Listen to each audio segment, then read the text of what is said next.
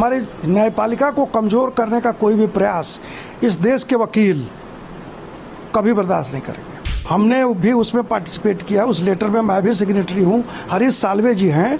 तो हम लोगों ने ये संदेश दिया है कि हमारी जुडिशरी पर कोई भी अटैक देश का वकील बर्दाश्त नहीं करेगा। इस ढंग का दबाव देके कोर्ट से रिलीफ स्नैच कर लिया जाए और कोर्ट को जो है सो क्रिटिसाइज करके कुछ न कुछ करके वो अपने मन मुताबिक ऑर्डर चाहते हैं। मुझे लगता है कि देश की जनता ये बात समझ रही है बखूबी। There is a certain lobby that has vested interest. They have political interest in weakening the judiciary. They make scurrilous remarks against the judges of the Honorable Supreme Court, High Court and the lower judiciary. The judges are doing their job. They're doing their job honestly and in the interest of our democracy.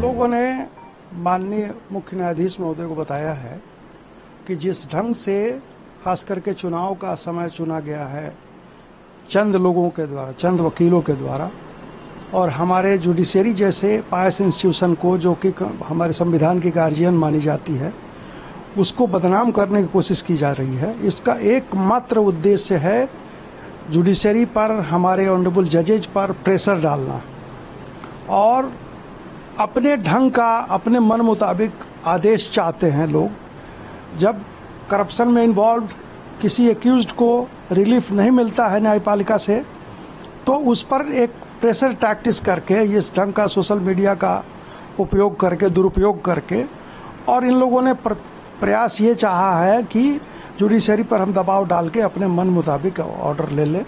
मुझे लगता है कि देश की जनता और देश के जो भी जागरूक वकील हैं, मोर देन 99%, वो ऐसे जो किसी ढंग के हथकंडे को, किसी ढंग के जुडिशरी पर अटैक को बर्दाश्त नहीं करेंगे। It is a concern for every citizen because judiciary is one of the pillars of democracy.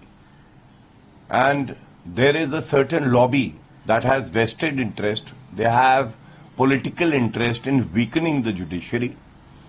They make scurrilous remarks against the judges of the Honorable Supreme Court, High Court and the lower judiciary. And they try to weaken the judiciary and create pressure on the judges so that the judgments that are delivered in their favor. Whereas the judges are doing their job, they're doing their job honestly and in the interest of our democracy. So therefore this letter is welcome for the reason that it shows that the legal fraternity does not approve of the conduct of such lawyers who indulge in browbeating, in passing scurrilous remarks against sitting judges of judiciary, and this will not be tolerated. If a judgment is in their favor, they welcome it. But if a judgment is delivered against them, then they will start casting aspersions on the judiciary. What kind of opposition mindset is this?